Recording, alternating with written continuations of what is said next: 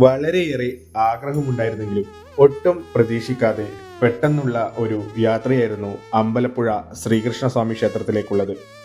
അതിരാവിലെ തന്നെ എത്തി പൂർണ്ണ സംതൃപ്തിയോടെ അമ്പലപ്പുഴ കണ്ണനെ തൊഴുത് തൃക്കൈവണ്ണിയും ത്രിമധുരവുമൊക്കെ വാങ്ങിക്കഴിച്ചു. ഇനി ക്ഷേത്രവും ക്ഷേത്ര പരിസരത്തിൻ്റെയും ഭംഗി ആസ്വദിച്ചുള്ള നടത്തമാണ്. പഴമയുടെ പ്രൗഢി ഒട്ടും നഷ്ടപ്പെടാതെ അതിമനോഹരമായിട്ടാണ് ക്ഷേത്രവും ക്ഷേത്ര സമുച്ചയവും. നമ്മുടെ മനസ്സും ശരീരവും ശാന്തമാകുന്നിടം. പതിയെ പതിയെ ഇളം തണുപ്പോടെ ഒരു ചാറ്റൽ മഴയെത്തി. പിന്നെ ഇരുണ്ട ആകാശവും ചാറ്റൽ മഴയും ക്ഷേത്രക്കുളവും. ആ ഭംഗി ആസ്വദിച്ചങ്ങനെയിരുന്നു. അങ്ങനെ വീണ്ടും ക്ഷേത്രത്തിന്റെ ആ ഭംഗി ആസ്വദിച്ചുള്ള നടത്തം തുടരുകയാണ്.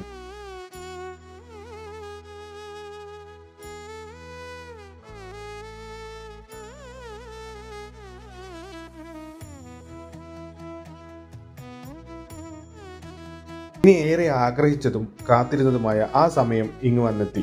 വേറൊന്നുമല്ല, അമ്പലപ്പുഴ പാൽപ്പായസം തന്നെ. അങ്ങനെ ജീവിതത്തിൽ ആദ്യമായി ഞാനും അമ്പലപ്പുഴ പാൽപ്പായസത്തിന്റെ രുചി അറിഞ്ഞു. അങ്ങനെ വീണ്ടും വരാമെന്ന് അമ്പലപ്പുഴ കണ്ണനോട് യാത്ര പറഞ്ഞ് ഞങ്ങളും നാട്ടിലേക്ക്